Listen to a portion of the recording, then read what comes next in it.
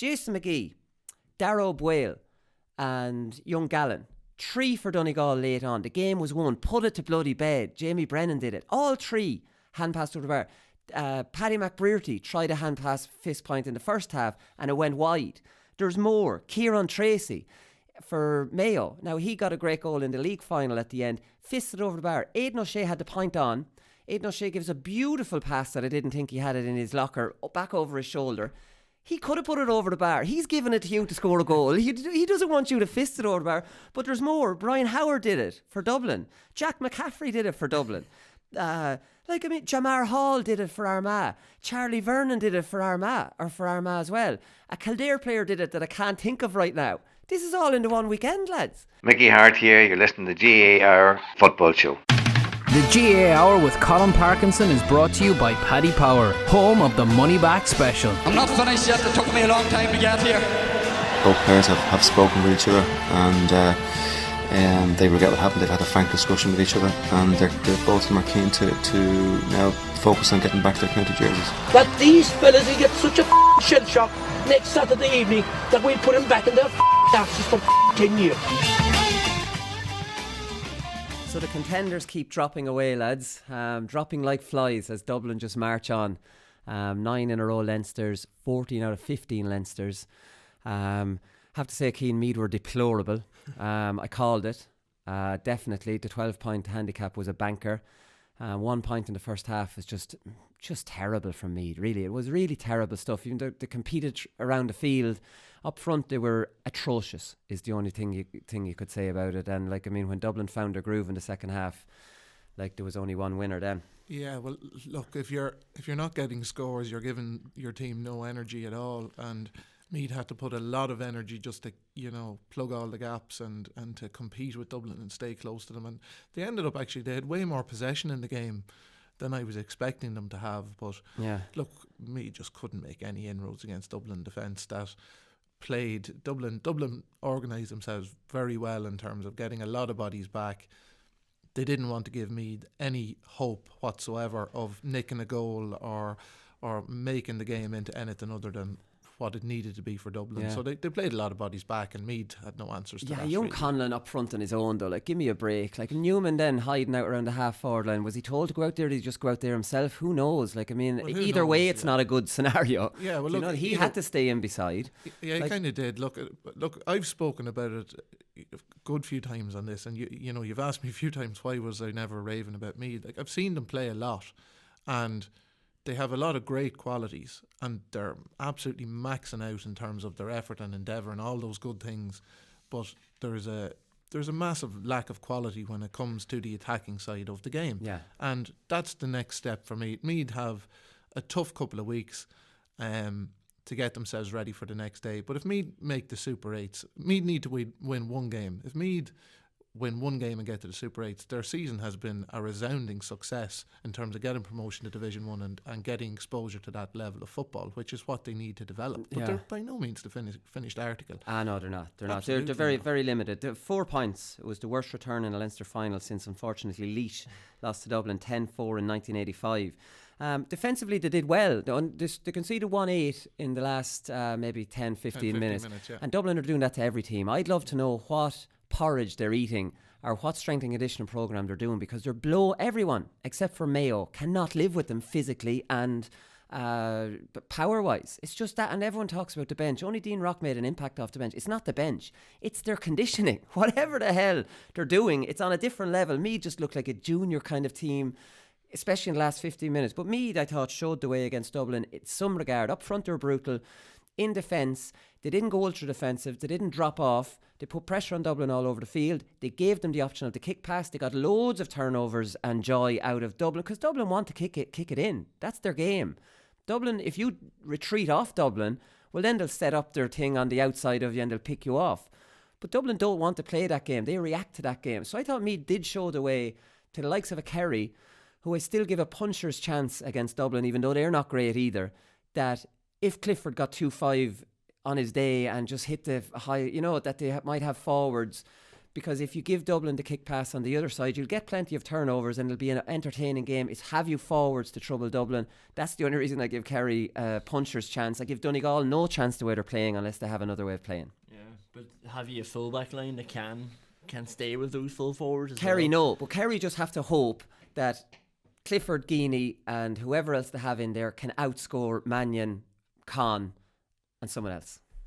Yeah, and the whole Mannion, team. Con and Costello, yeah. Costello wasn't great yesterday now, in fairness. Yeah, well, McGill was on him, wasn't he? Like, Yeah. he was having a good game, and you could see, you're right, the first 20 minutes. I think Costello and Conor Callahan were both getting a bit frustrated because the Meath backs were marking them from the front, and the ball was being kicked in, and the backs were winning it. And I sort of got sucked into like how I did against Laois against Dublin last year, and I was like, oh Jesus, there's something on here. Like, Meath are having one of those days. Yeah. Dublin are off the boil, but actually, like, it just panned out. Dublin were just too strong, and they just don't stop. The level doesn't dip in any way. No. And that's probably what the difference is in the last 10 minutes. No, it definitely is. Jim Gavin was his usual patronising self after the game. You don't know what game he's playing. Is he being honest here? Is he's just naturally patronising? He says when you've got two quality sides coming together, it's going to be nip and tuck. Nip and tuck. Everybody's looked at Meath coming into today's game. They're now a Division 1 side, and that's great for Leinster. I think what surprised me was the scoreline in the end, because I don't think it did Meath justice. That's patronising. Like, I mean, analyse the game properly. Dublin this is just a cakewalk of Leinster Championship, and it's nip and tuck with no one. Like, it's nip and tuck with no one. Dublin were completely off colour yesterday in the first half and still went in ahead, and you still knew that in that last 20 minutes the handicap will be beaten. And it's just always happening in Leinster. And like, don't patronise anybody, Jim, because I think what Jim patronising people, I think Croke Park hierarchy might read that and want to believe it, because they're not making good sounds this weekend. We'll talk about that on Wednesday's show, because we have a live show on Thursday, so we'll do a show on Wednesday. But what they've been talking about this weekend, Tom Ryan, John Horan at the draw this morning, and being probed by none other than Marty Morrissey. Like, it's terrible. They're telling other counties to come up to Dublin's level after the help they gave Dublin. Like, it's outrageous. It's just outrageous. James McCarthy, the only thing that would worry Jim Gavin was he went off injured. He looked in excruciating pain, lads, when he was coming off, and he was kind of jogging on it. They didn't show the incident. They highlighted one part, but that was after, obviously, he did it. He was just trying. So we didn't see what. But they've won All Irelands without Jack McCaffrey, lads. I go as far as to say if James McCarthy's out, it won't make one bit of difference to them. Not one bit. Young Gavin will come in, go in beside him, and sure, their backline would have stayed the same. So, like, James McCarthy's one of the all-time greats, but like, he's not even going to be a loss. They've won All Irelands without Rory O'Carroll. They've won All Irelands without Jack McCaffrey. Connolly, won one last year without Connolly, for God's sake. Yeah, like, I mean, it's terrible to say that it's actually not a big loss. I think Cluxton's the only one that they really feel the loss. Maybe, I think everybody else they can replace. Fenton maybe is probably a big one too. The plague of fisted points, lads. We have to talk about this. This has gone to epidemic levels now, to the point where Conor Brady's running through with only the goalkeeper to beat in an Ulster final as underdogs. You won't get a better opportunity here. You won't. What do you want?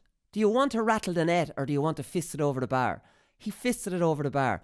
Why did he do that? Cavan needed goals. When did he think he was going to get a better chance one-on-one with the goalkeeper?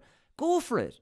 The message has to be go for it. Jason McGee, Darrow Boyle and young Gallen. 3 for Donegal late on. The game was won. Put it to bloody bed. Jamie Brennan did it. All 3 hand passed over the bar. Paddy McBrearty tried a hand pass fist point in the first half and it went wide. There's more. Kieran Tracy for Mayo. Now, he got a great goal in the league final at the end. Fisted over the bar. Aidan O'Shea had the point on. Aidan O'Shea gives a beautiful pass that I didn't think he had it in his locker, back over his shoulder. He could have put it over the bar. He's given it to you to score a goal. He doesn't want you to fist it over the bar. But there's more. Brian Howard did it for Dublin. Jack McCaffrey did it for Dublin. Jamar Hall did it for Armagh. Charlie Vernon did it for Armagh as well. A Kildare player did it that I can't think of right now. This is all in the one weekend, lads. Now, conservative football has gone to the level where they won't kick pass because it might not be on. And now are they all taking hand pass points because they don't want, the stat of missing a goal chance? Is this what we're dealing with here? This is unreal in the same weekend.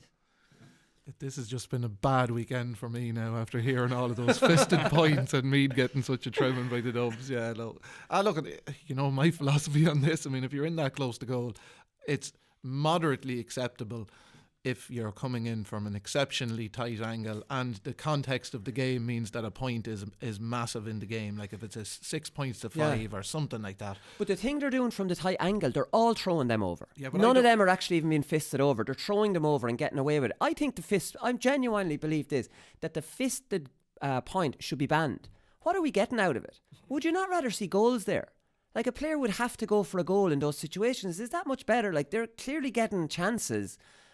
What is it from a spectator's point of view to see a fella fisted over the bar? It's not hugely skillful. I'd go with that. I'd be happy enough to see it taken out of the game. I'd love to ban it. And plus, a lot of them are fouls. I think they would just kick it over, though. Like, let them kick it over, but they definitely would have more of an opportunity to go for a goal than if the fist pass was available. But I think that rule you're talking about, that's been scrapped, the open hand pass. Like, so I think you're allowed to do that. They're still doing it, though. But you're allowed to do that now. Like, you're allowed to open your hand. But what they're doing is, they're not striking it with the hand. They're just throwing it with both hands over, especially from a tight angle. Yeah, I think players are just told, like, there's more value in getting a point and missing a goal, and that's the way managers are. They're so conservative, and it's just drummed into players, I think, especially at club level. Do not miss a goal chance, or do not miss, because if you give them the ball back, it's the same as dropping the ball short. Then they're going to counter attack and they're going to score. So there's more value in putting it over and getting set up again, and people seem to care more about that 1 point rather than missing a goal. And it's the whole he took the right option kind of commentary that used to go on. That's not the right option. Where did that creep into co-commentary?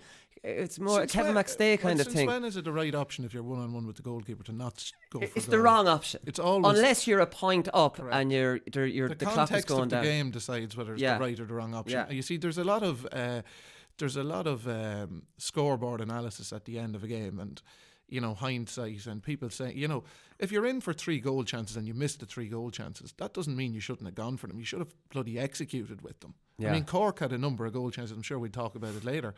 I mean, was it wrong for them to go for the goals? I don't believe it was. I think if you play 100 matches, you have to go for goal in all of those situations. And if you're the underdog, you absolutely have to. You absolutely have to. As at the scoreline at the end of the game will tell you that if Cork went for points with all of them, maybe the scoreline is different. But, you can't, I don't believe you can really look back on games in that manner. I think you have to look at it and say, you're clean through 1-on-1 with the goalkeeper. This is a massive goal-scoring opportunity. Now, we're not talking about taking pot shots for goal when they're not on. These are opportunities where you're clean through with the keeper. I think you have to try and take that on. It's the same as a player not taking a point opportunity on and hand passing it to someone else. That's passing responsibility. It's passing the buck. And I still think that you have to take those chances when they do present themselves. Yeah, so Mayo kind of rode their luck, according to James Horan. He said, we rode our luck a good bit in the second half. I thought we did well in the first half, and once we got the goal, we just stood off them a little bit, and they caused us problems. They definitely did, because Mayo had them buried and then let them back to 3 points, and that's pure Mayo, just leaving their supporters have heart attacks. I don't know what Kevin McKernan was doing for the Mayo goal. He dived to prevent a sideline ball, and it popped out. Just let it go over the line, mate. Stand goal side of it then, and there's no danger. But it ended up being a beautiful the sort of ball. Thing that happens when you're chasing a game. Maybe he was desperate to do it, and then it was a lovely ball to Andy Moran, wasn't it? And then gave it to he gave it to Loftus. Loftus gave a lovely dummy that he was going to pass to Andy Moran, and then just ran it into the net. So it was a great goal from Mayo, and moved it that fast from that mistake, But I don't know if Kevin McKernan, with that experience, he shouldn't be diving. He's not diving to prevent a goal score. It was just a sideline ball. The risk didn't outweigh the reward there. Yeah, he was diving. The keeper was coming off his line. It was just a series of errors. It was always going to be a goal the way both of them were behaving. Yeah, no, it was. Cillian O'Connor, interestingly, didn't get on. James Horan was asked about it. He said he's been out for a number of months. He's pushing. He's getting very close. It's a weird one. He must be getting little relapses on this, lads. You don't know behind the scenes what's happening, but you'd imagine he should have been back by now, and he hasn't been back by now. So we don't really know what's happening there. They're going to need everybody back, Mayo. There's no doubt about that. So there's 2 Kerry moments of madness in the game in Cork on Saturday night. This was a great game. The best of them all by a mile. Paul Geaney, what was he thinking? Stupid, leader, 50 minutes to go. ends up getting a black card. It wasn't a black, it was a second yellow. So there's no way it wasn't a sending off. He was already on a yellow. So why is he doing that? Now, the Cork player, I can't think who it was at the time, he totally made a meal of it. He rolled over about 10 different times. Like, it was like soccer. I didn't like seeing that getting rewarded, but it probably was a yellow card. It's a late hit and you can't do that. And then you have Shane Ryan coming out for Hurley's goal. How many times do we see goalies doing this, lads? And a flick. Brian Hurley is about 5'9", 10. Great bit of player, but he's not tall. This is not a goal. This is dribbling into Shane Ryan's hands if he stays on the line. Straight down the middle. Why did he do it? I must ask a goalkeeper sometime. Why did he get that rush of blood to the head? He came way too far. And Hurley, who isn't a threat in the air, suddenly gets a flicked on goal. I have no idea. Like, it's probably one of the most frustrating things to see in the game at the minute. It's worse than a fisted hand pass. I don't know. I don't like it. Just fed up seeing a goalkeeper just abandoning the goal line, and it's always straight down the middle. Yeah, like, so Hurley just has to touch it, and it just rolls straight down the middle. Yeah. Whereas if the keeper had stayed there, Hurley would have looked like a bit of a mug, and he would have caught it. Yeah, you know? it would have been a miserable little tap on it. Like, it wouldn't. But like, is there an ego thing here? I'm coming out to claim this. I'll take man and ball. I have to command my area. Command. Maybe that's what it is. It wasn't even in his area. You wouldn't have even criticised him for coming out that far on Brian Hurley. Yeah, look, they have a very, very short window, a split second to make the decision. It's just a bad decision. Yeah. And, look, and maybe they want to get involved and do something. Yeah, like, I don't know. Sometimes, it can be a concentration thing. But to be fair to Ryan, he's now made 2 bad errors in judgment in a National League final and in a Munster final, and they've both cost Kerry goals. That would have to be a bit of a concern, just that decision making from him. Yeah, I would be surprised if he came off his line again this season. Yeah, because I don't know even what the reward of it is, but I think there might be an element of truth to that if you're standing there for maybe 50 minutes without being in the game that much, you're like, because if you're in the full forward line, for example, and you're being starved of possession, you'll start making runs you shouldn't be making to get on the ball. Correct, yeah. Like, I wonder, is there an element of a goalie going, here, feck it, I've done nothing. Like, I want to play well here. All I've got is these kick-outs. I don't know. Maybe I'm wrong on that. Everywhere else on the pitch, it's one up, one down. You know, if you saw 2 midfielders go up for the ball, it's criminal. But like here, for some reason, it seems to be the fullback and keeper going. Well, Morley was just kind of wrestling with him, but Morley had him under control. Morley's a very good player. Michael Murphy was very lucky not to get a red, lads. That was a red for me. That was reckless. He lifted his foot and his knee up, and he made contact. And he's very lucky that the Galligan didn't make a huge deal out of that, because if he'd done what the Cork player did, Murphy could have got sent off. Of course, Desi Dolan didn't think there was anything in it at all. Desi was calling points that came directly from a goal kick out. He was calling them counterattack moves. Some of the things Desi was coming out with the other day, like he told us when the rain came that it would make conditions slippy for the players.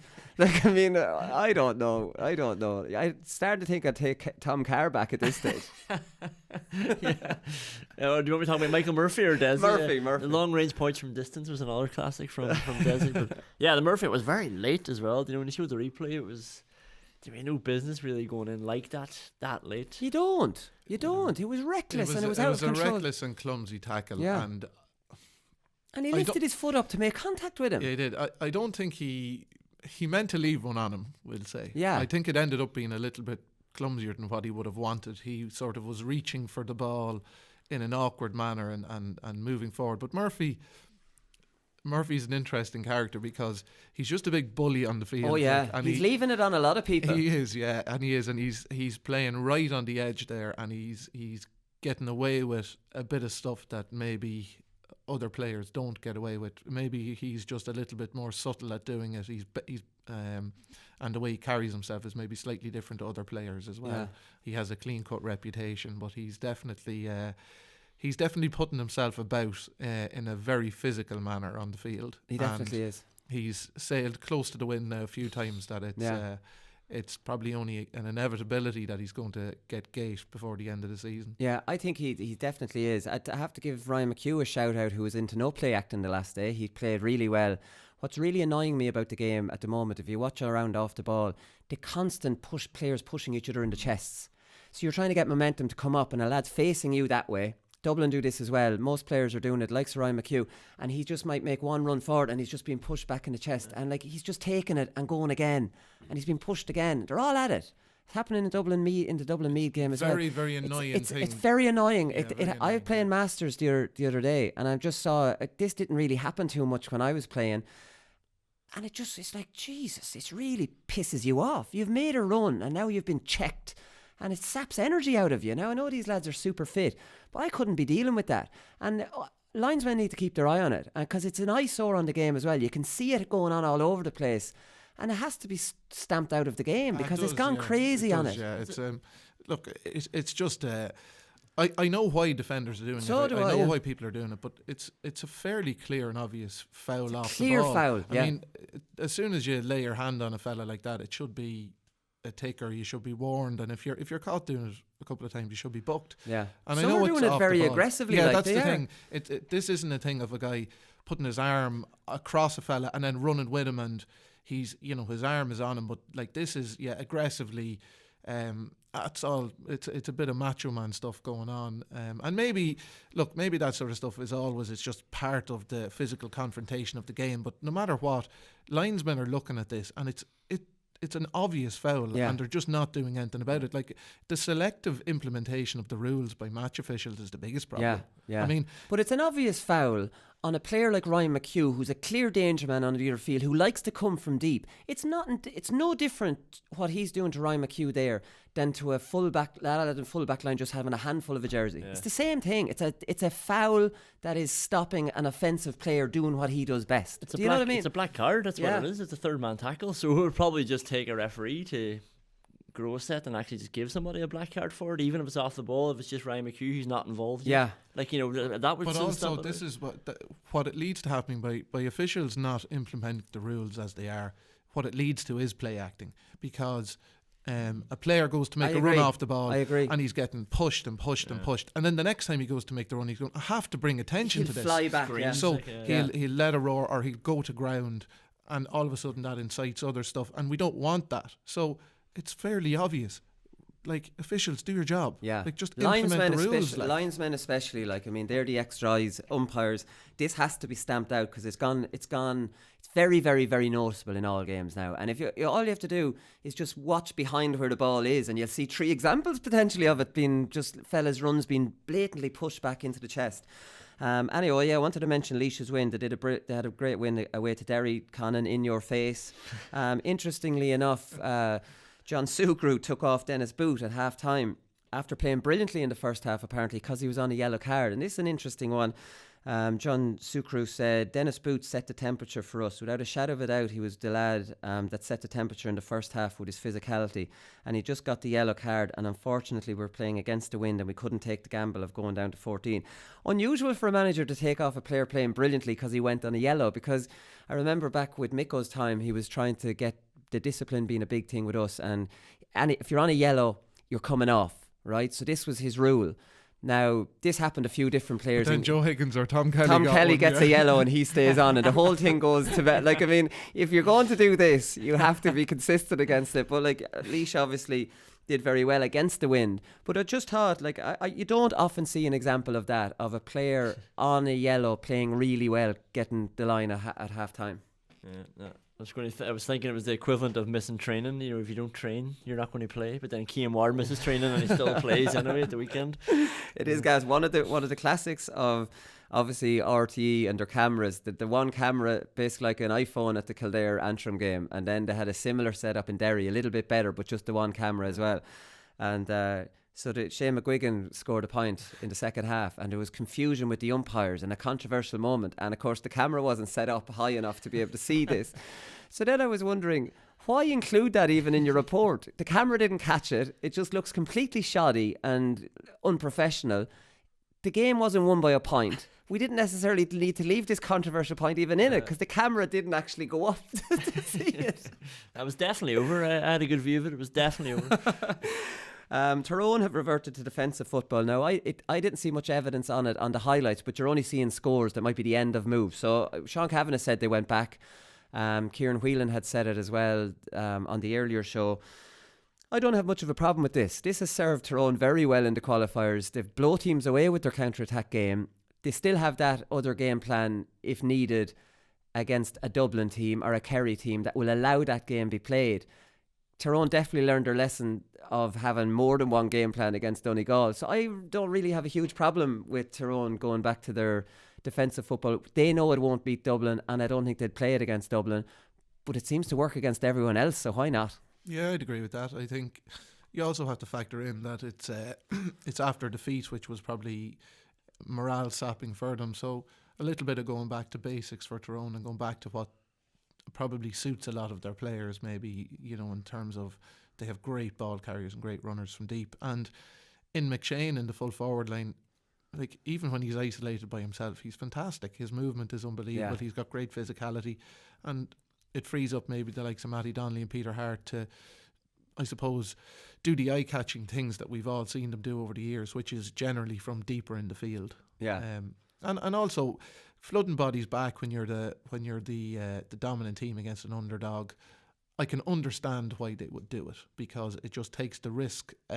It takes a lot of risk away from themselves in terms of getting caught for a couple of goals. Yeah, no, it definitely does. There's no doubt. You can imagine, you can picture them getting a run through the qualifiers again. Like, I mean, you'd fancy. Well, we'll talk about that on Wednesday about the Kildare game. But like, definitely, and McShane seemed to get plenty of ball as well. So they're working it up to an area.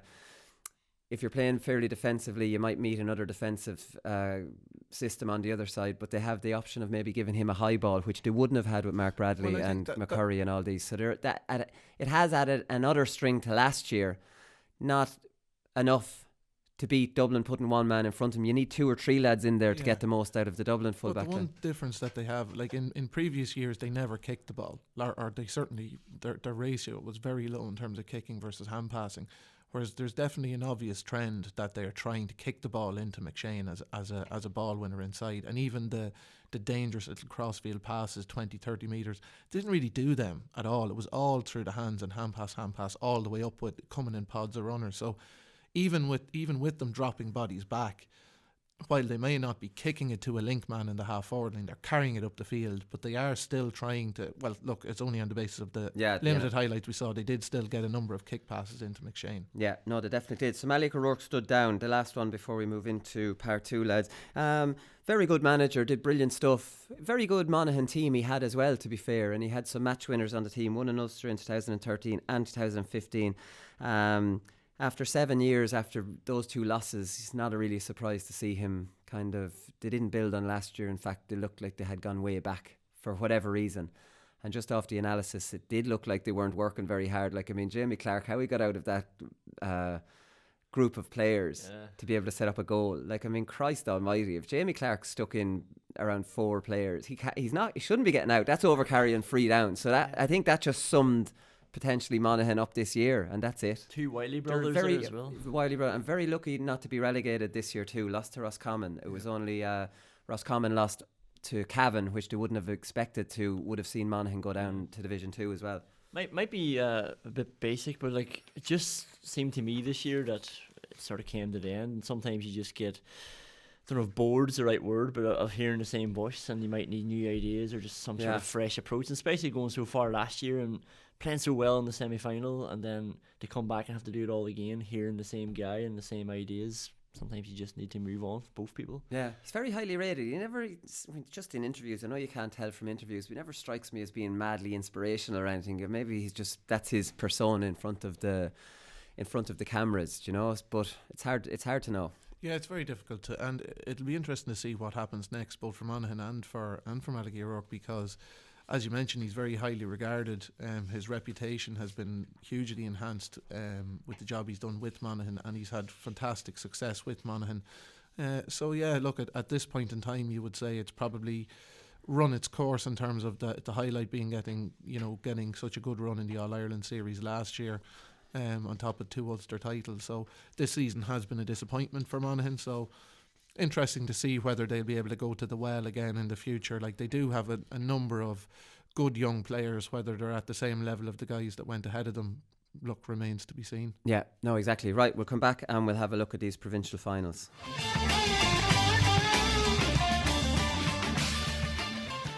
So we'll start with Donegal Cavan. There's no particular order on this because Donegal hammered Cavan, Dublin hammered Meath, and Kerry Cork was actually the best game. So maybe I should have started with Kerry Cork, Donegal Cavan, maybe alphabetical order maybe we'll start with. Anyways, Mickey Graham was saying after the game, we will not cover up anything. A lot of things we talked about didn't happen for us today, especially in the first half. We got turned over at times against a team like Donegal, and that counter-attack, you're going to get punished every single time, and that's what happened. And that is what happened, and I can't understand it, that it's been flagged up that Donegal are playing counter-attack, right? So if a team's playing counter-attack and they're actually dropping off you, they're not putting pressure around the field, well then relax on your attack. Wait until you get up a little bit further and have enough bodies to get through them. Cavan were going in 1s and 2s, and it was like a little bit frantic from them, and it wasn't clever, and the amount of times Donegal were able to turn them over and get bodies around them, that shouldn't really happen. You shouldn't be coughing up turnovers to teams anymore. We've moved on past that. That's why we're usually analysed that those systems are a little bit outdated.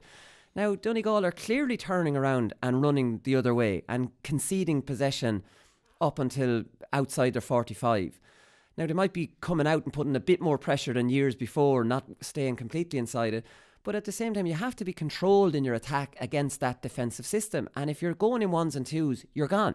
And if you're kick passing, you're pretty much gone as well. Yeah, well, I think Cavan probably, due to the fact that Donegal went a couple of scores ahead, Cavan probably panicked a little bit, made a couple of mistakes, and then they lost their composure really, and it took them the game was over before they kind of got their composure back. Yeah. That's just the way it went. There was this game wasn't in any way close. No, it wasn't.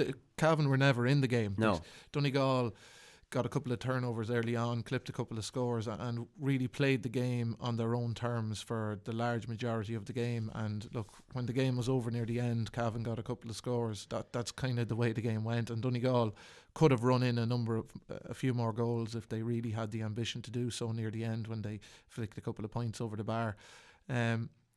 But it's an interesting approach that Donegal have taken in some respects, with Hugh McFadden playing as the sweeper, and he handled an awful lot of ball and actually drove forward a little bit more than we had seen him in previous matches to reasonably good effect at times. Yeah. But they had more class in possession, Donegal, more natural footballers, more natural forwards. By far a better team. And interestingly enough, and they didn't cover this on the co-commentary, obviously because Desi isn't great at the co-commentary, let's be honest, but Gerard Smith was picked corner forward and he's a wing back, so he went back wing back, which freed up Conor Minot to sweep, right? So that's very obvious. So they gave Donegal an easy option sweeper, so that was a conservative move by Mickey Graham.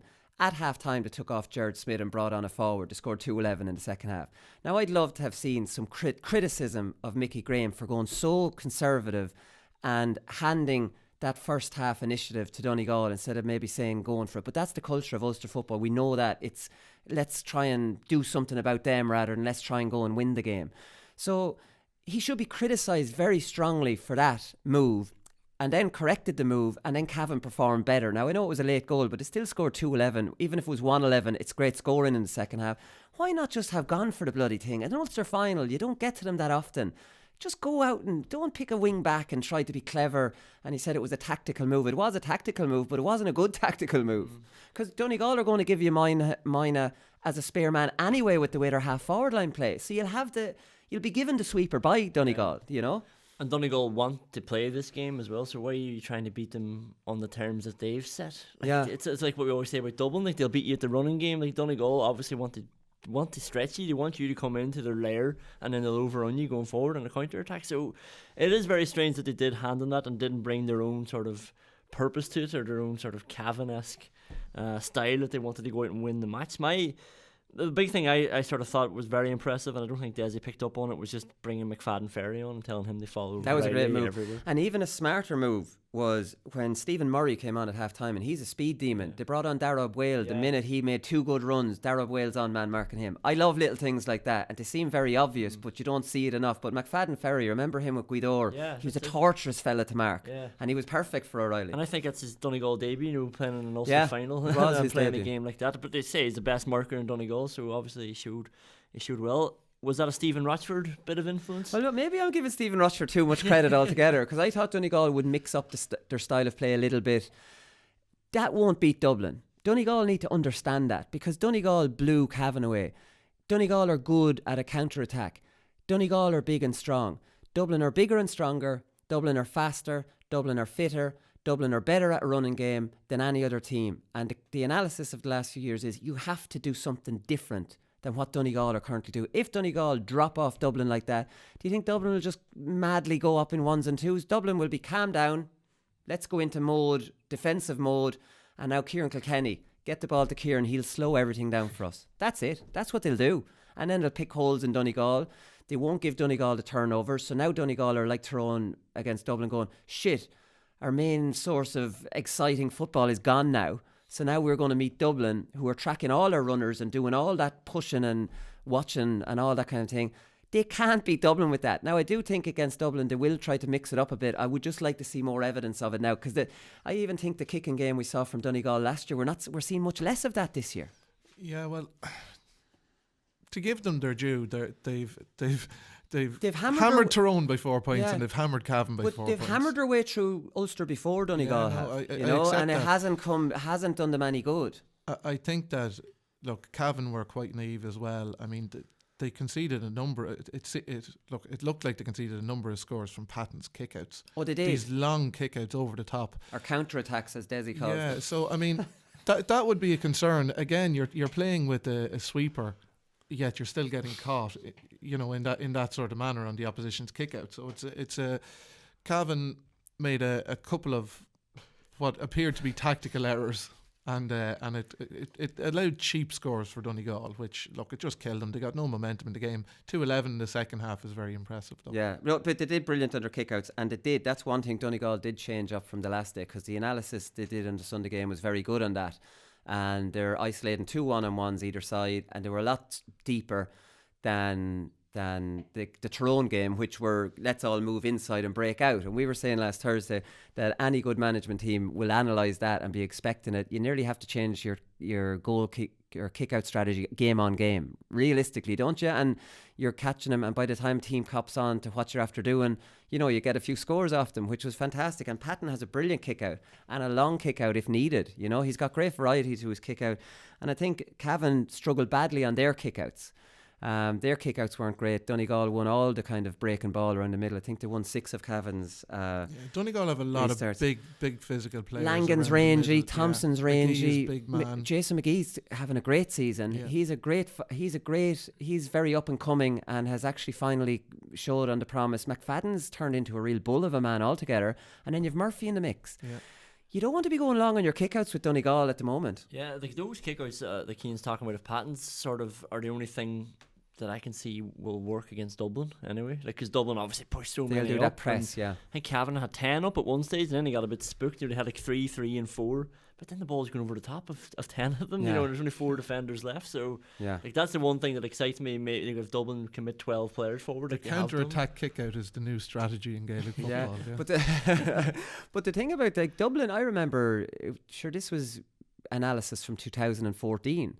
This is how Donegal beat Dublin back then, because Dublin were madly doing that press. Dublin have been spanked by that. They're not falling for that anymore. They are very, very aware of the long kick-out. You know what I mean?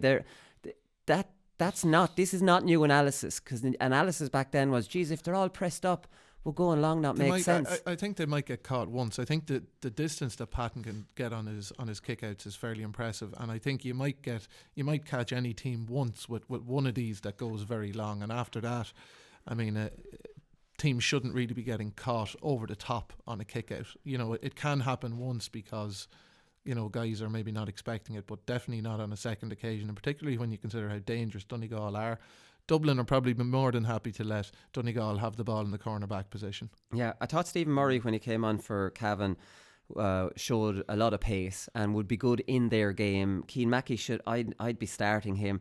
They just didn't click at all up front. Darren McVeety had a good second half, in fairness to him. He came into it and battled well. Gerard McKiernan did well. Killian Clark's just a very good player. Did well on Murphy's, did as well as most players kind of would do.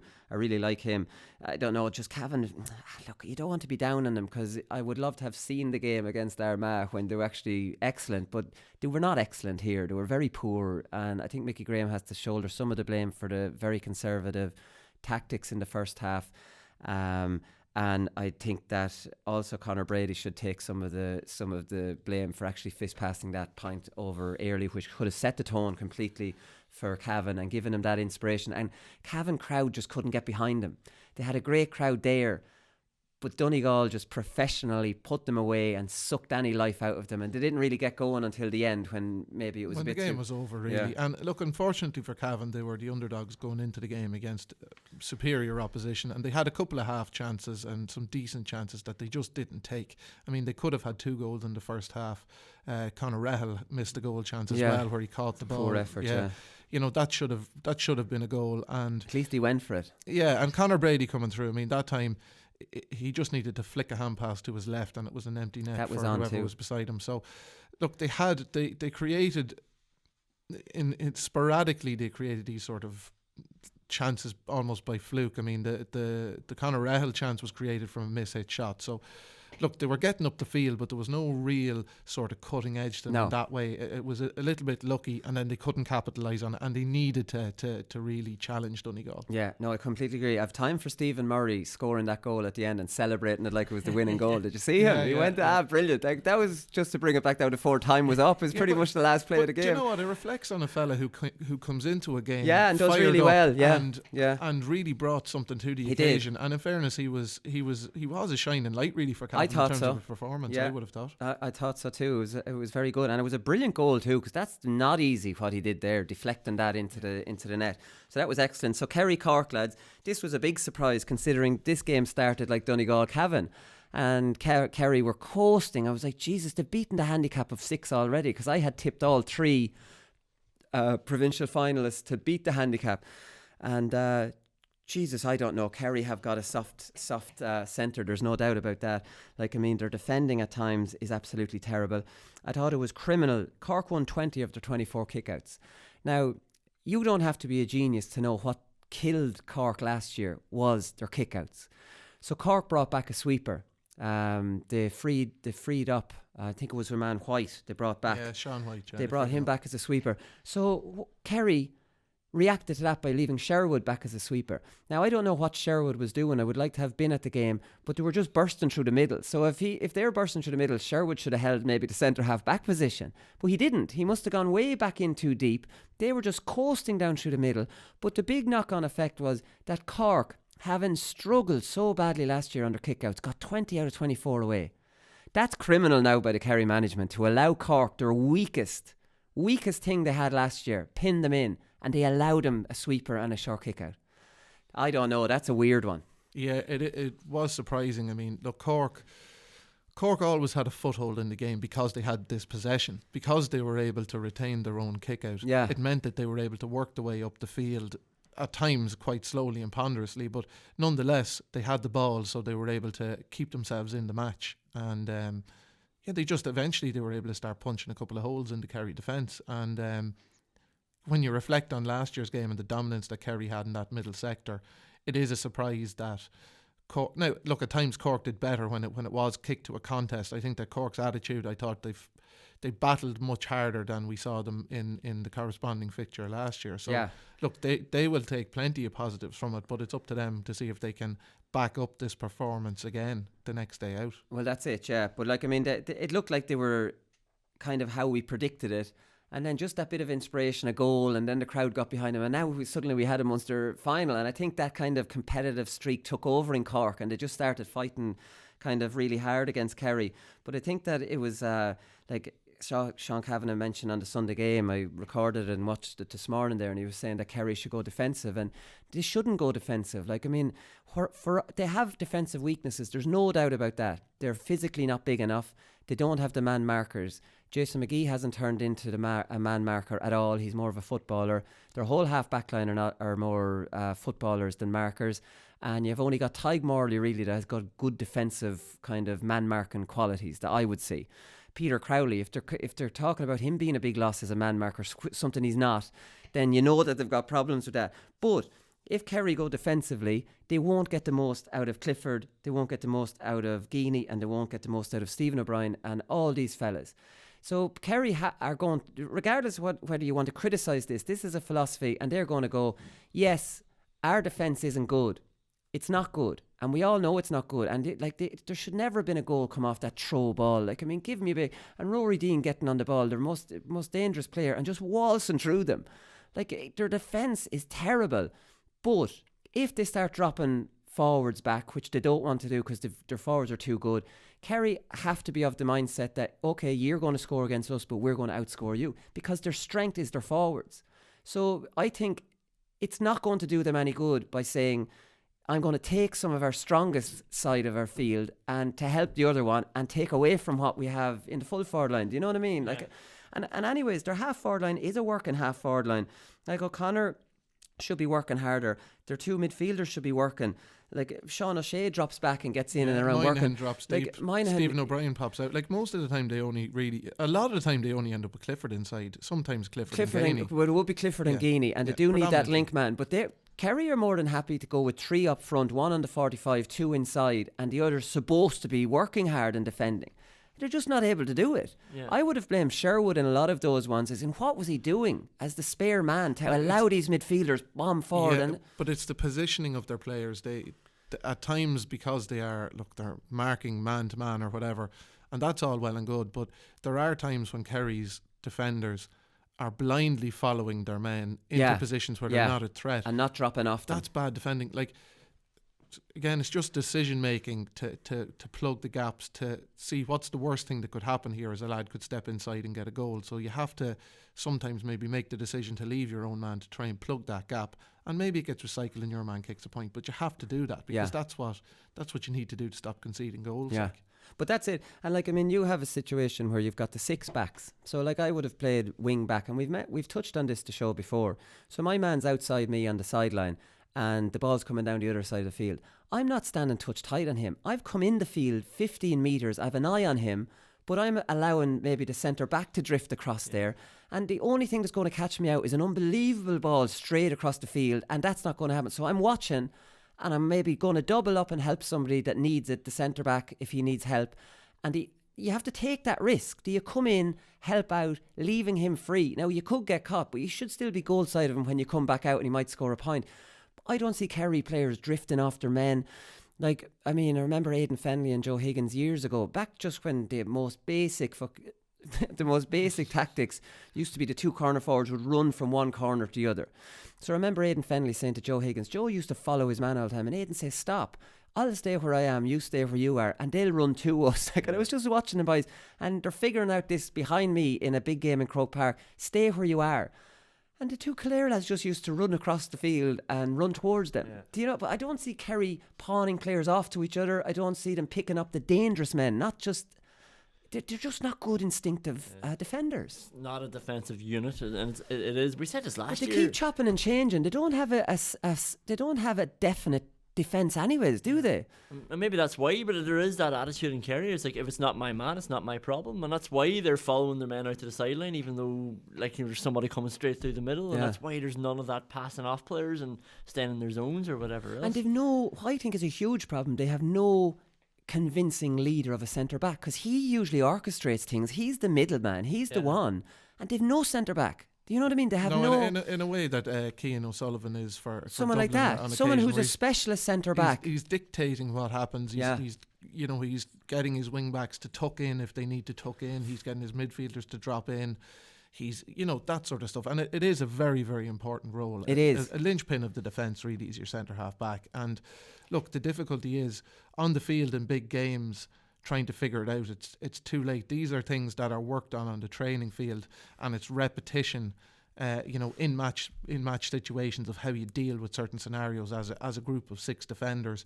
There's so many drills and practices done now with players where you have maybe 8 defenders against 5 forwards, and it's all working on that sort of thing. But I'd say it's a rarity now where you might have 4 defenders against 5 forwards coming on them, and see, how do you do this, lads? How do you deal with the overlap? Yeah. Do you back off the whole way and let the man on the ball kick it over the bar? Well, then maybe that's the right thing to do. Yeah. Well, that's what you should do. Yeah. You should concede the point. You shouldn't rush out to him and let him put it over your head. But that's just poor defending a lot of the time. But that's a great point, that all of the forwards versus backs are with extra backs. Yeah. It's never stretching them in one-on-one situations, or what do I do if a man's bearing down in goals. I don't think they're practicing that, are they? They can't. It doesn't look like they are. The evidence would suggest that they're not. That they're not. Because when you see the evidence on the field, it doesn't look like players are making those decisions. It looks like they're blindly sticking to what they feel is the task. Yeah. And the task is my man. But the task isn't solely your man. If you're a defender or you're part of a defensive unit, you're part of a team. Yeah. The job is the overall collective. Yeah. So, and it's hard. Sometimes you can see a guy and you think, oh, he made the wrong decision there. But you can, if you were to talk to a player afterwards and say, well, what did you do there? He should be able to tell you, oh, well, I left my man because I thought the pass was going to the man on the inside, and I was going to try and cut off the goal chance, and it ends up getting recycled and your man scores. But you should be able to understand why somebody has made a decision. Yeah, you're not just blindly running after a guy. I remember playing against Wicklow in the championship, and I was marking that fella Kieran Hyland, and I got nothing easy off him. I was making crappy runs straight out the wing, and he was getting out in front of me, but he man marked me to a level I'd never been man marked before. Now I think Miko hadn't put up to it because obviously it was after Miko managed us. But I remember one or two of the Laois players running straight through on goals, and so I peel off, and I'm thinking Hyland's going to go to him because he has to, or else it's going to be a goal, and he'll pop it over, and at least I'll get a score here. This lad never went to that man. Yeah. To the point where I was getting so frustrated, I started saying, what kind of a team player are you?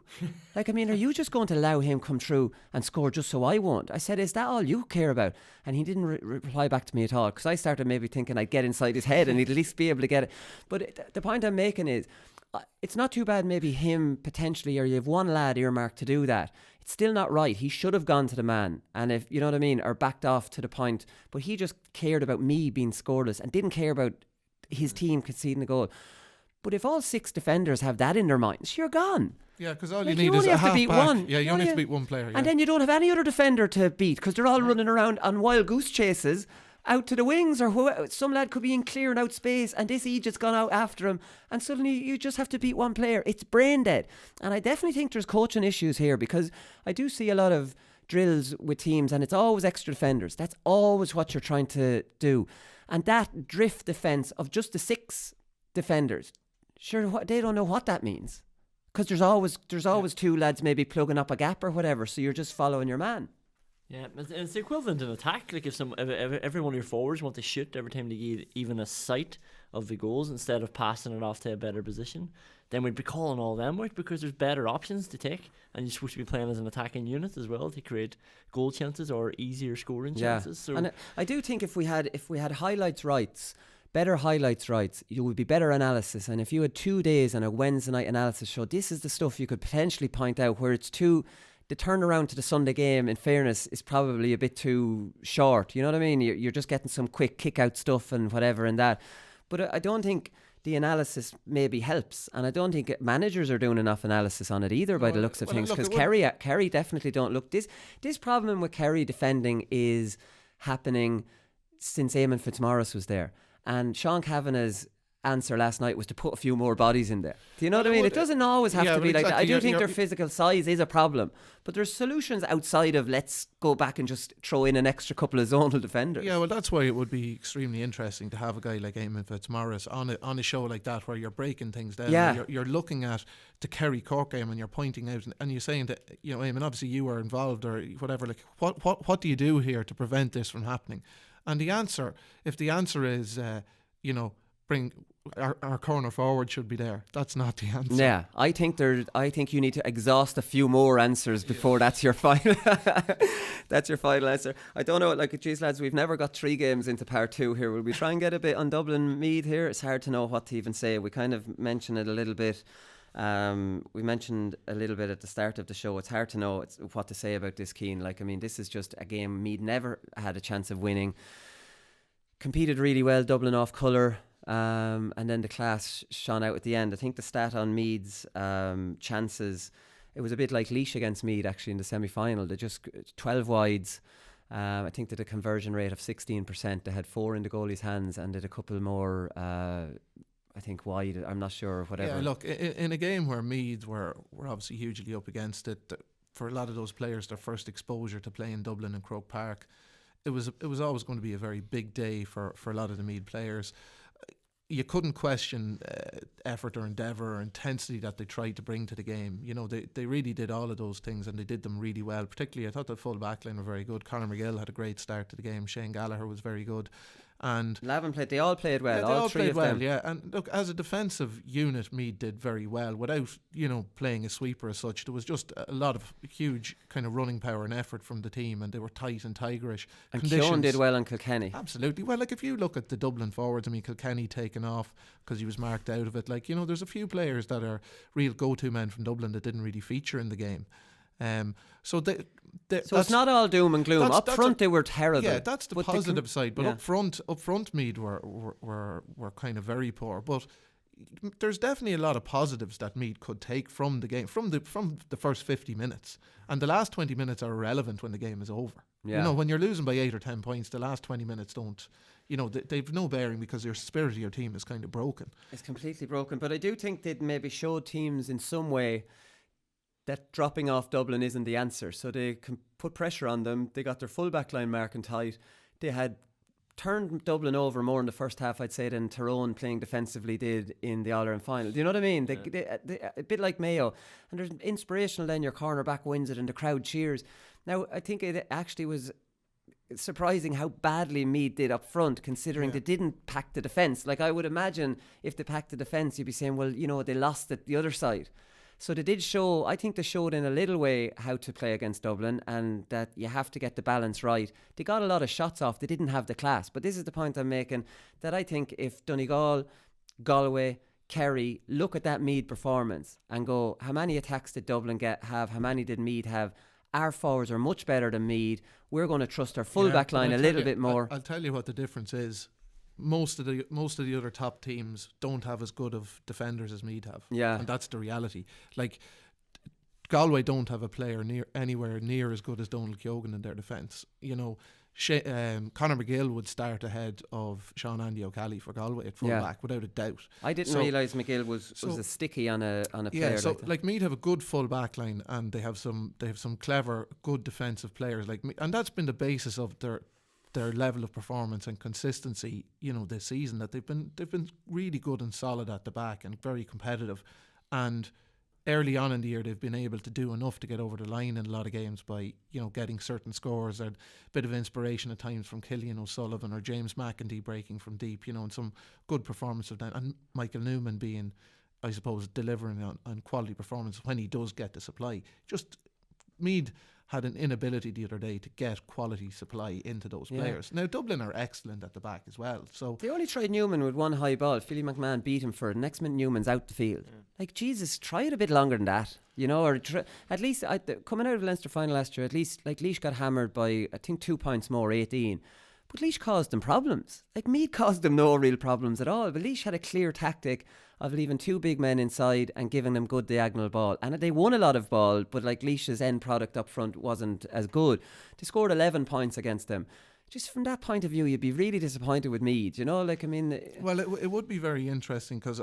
And I'd love to know what the attacking strategy was for Meath to try and hurt Dublin, because, you know, with the exception of one ball in at the very start, which looked like one off the training ground, which was they won the throw, but went out to the wing to Conlon, and Conlon immediately, without even looking, played a diagonal cross fielder, which on another day could have ended up in the net. So not a bad move, but there was no discernible strategy on the evidence of the match. Now, you know, these things can be worked upon in training, and then it comes to the game, and all of a sudden Dublin have 12 men behind the ball every time you get to the halfway line. It's like, well, we can't do what we wanted to do now.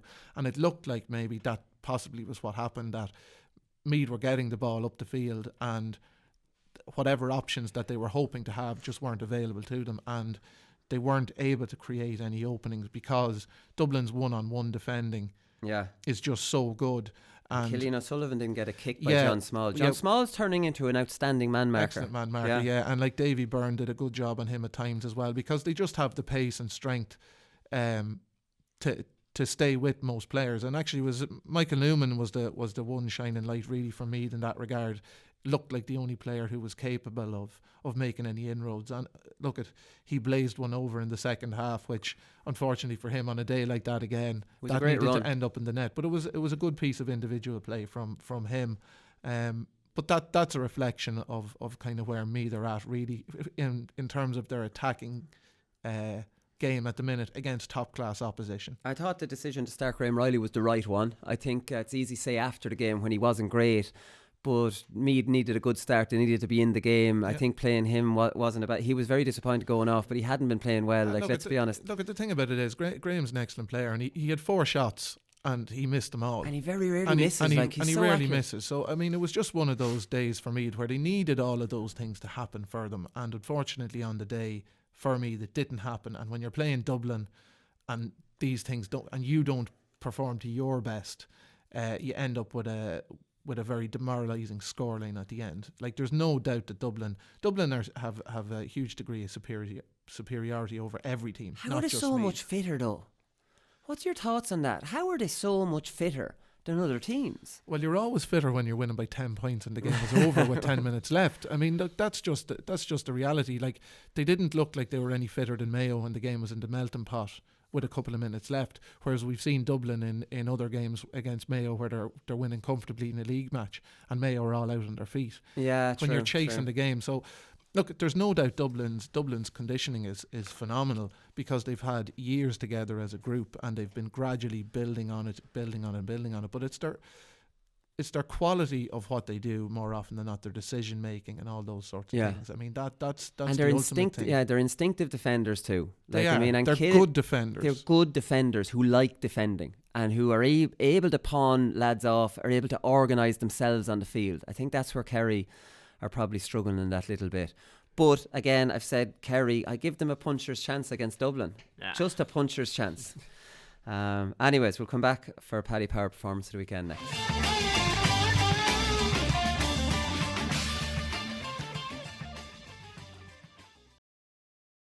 Paddy Power performance of the weekend, lads, and we're going to start with Jamie Brennan.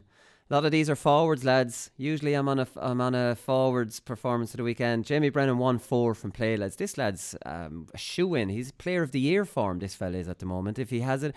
And the way, the speed of him, I don't see how he can be stopped.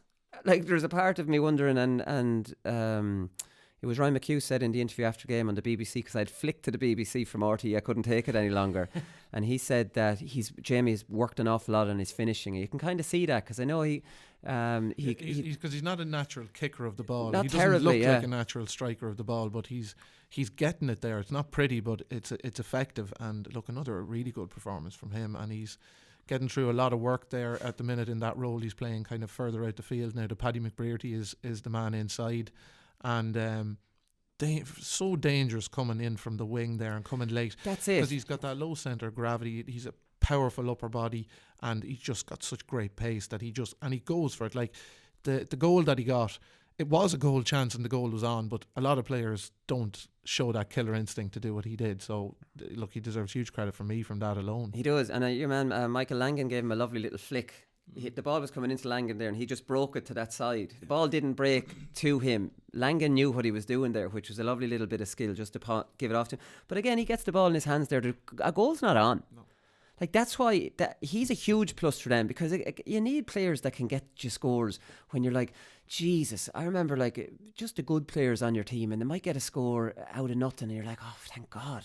That puts us 2 ahead now and we didn't even have to work that hard for it. You need that. Yeah. You need that class. And he put Conor Reilly on his ass as well, didn't he? For one of the kickers. Oh, yeah. Just so aggressive. Like, just put him into the turf, picked up the ball, set up Ryan McHugh, and again, looked like such an easy score. That came from a kick out. He was aggressive enough to go for it, and McHugh had all the time in the world, and he saw it over. Yeah, counter-attack kick out. So, David Clifford, lads, I thought he was outstanding the other night. He scored 3 excellent points. He was underused massively, I thought. Should have got a lot more ball.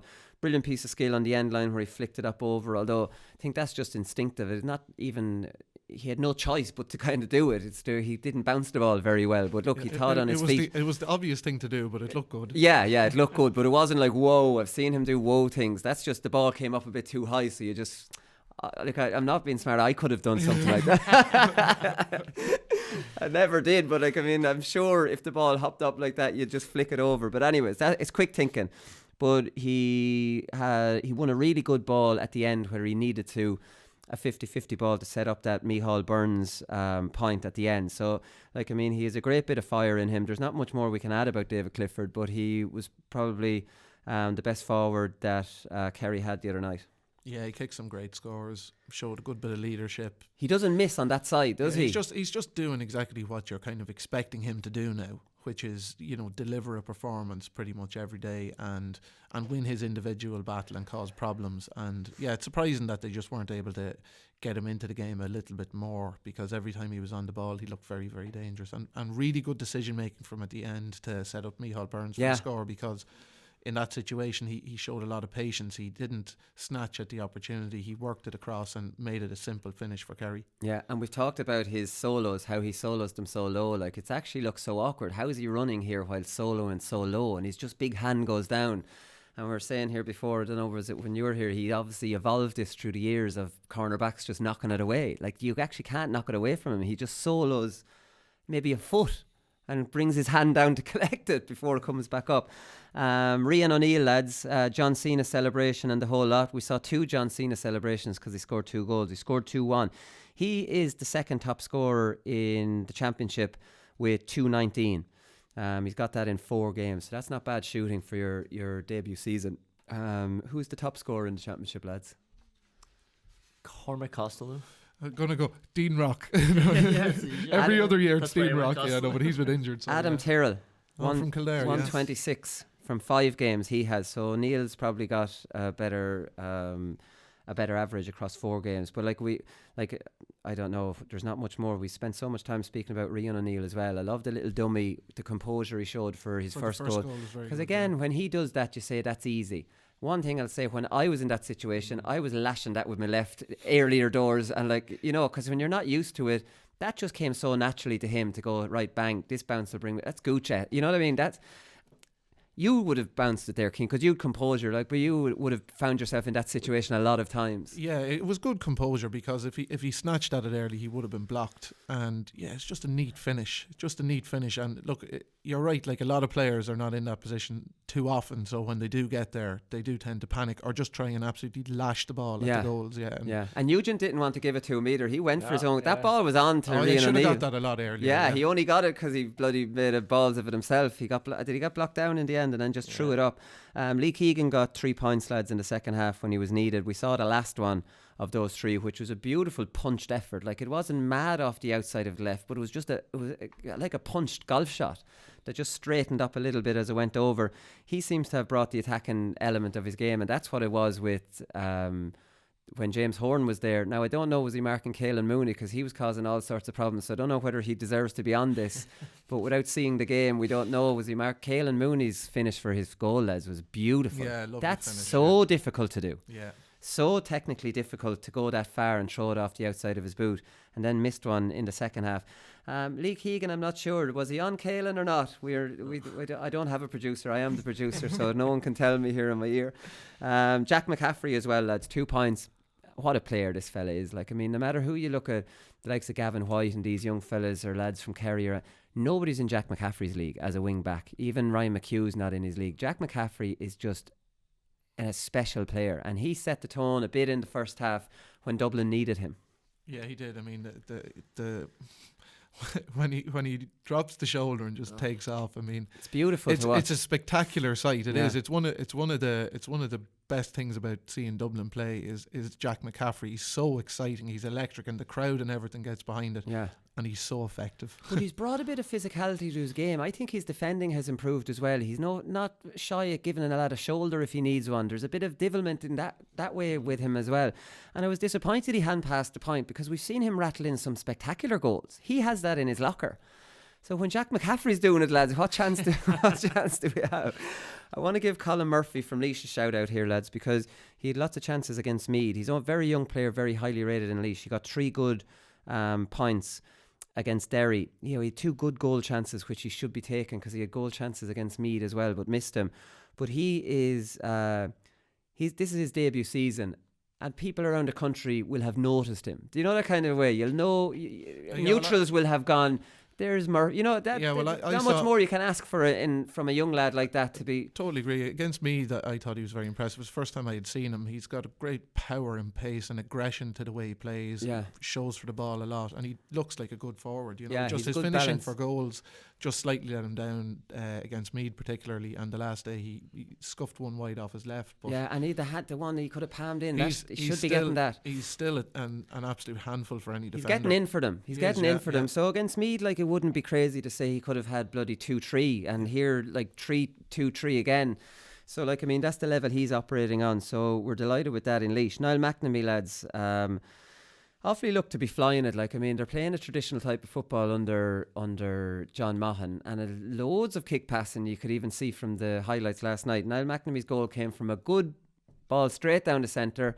There was a sweeper there. McNamee caught it, turned and scored. Fantastic stuff. He makes a big difference. I'm not sure if he was there for the league game against Laois, but you'd rather McNamee had retired from a Laois point of view. Like, I mean, he's a top quality player, and you have to give Offaly a little bit of a shout out. They should have beaten Meath. Yeah, like, I mean, it's been a good season for them. End of the road now with Laois waiting in the wings. Yeah, well, it is, but it's going to be a great one. I think that's in Port Laois next Saturday night. I have a Masters game in Port Harlington at 4. So they should have it as a double header. It's a terror, isn't it? Well, why would Jesus? Why wouldn't they? Get Desi down to do co-coms of it. Wow, the crowd could come in towards the end of our game. It'd be back like playing minor, wouldn't it? It'd be fantastic. Who's my last? Did you play minor for the county? Have a look there. Rory Deane, lads. I'm a big fan of Rory Deane. Like, I mean, if you were marking him now, I don't know who was bloody marking him. I don't think anybody was at times, but you know you're into a contest. This lad's a big physical fella who is fast and, like, I mean, has great fire in his belly. Like, if anyone's going to lead Cork out of the doldrums, it's players like that fella, because he's infectious. Like, I think he'd make any county team in the half forward line. A combative centre half forward that can do anything you want in the modern game. Yeah, look, he's certainly always put in a decent performance against Kerry. You know, even last year he was punching holes and doing well. Very, very powerful straight line runner. Yeah, really very hard is. to stop. And very good in the air and very good worker. Yeah, and I think he's probably set a template for other teams to play against Kerry. Just bloody get at them.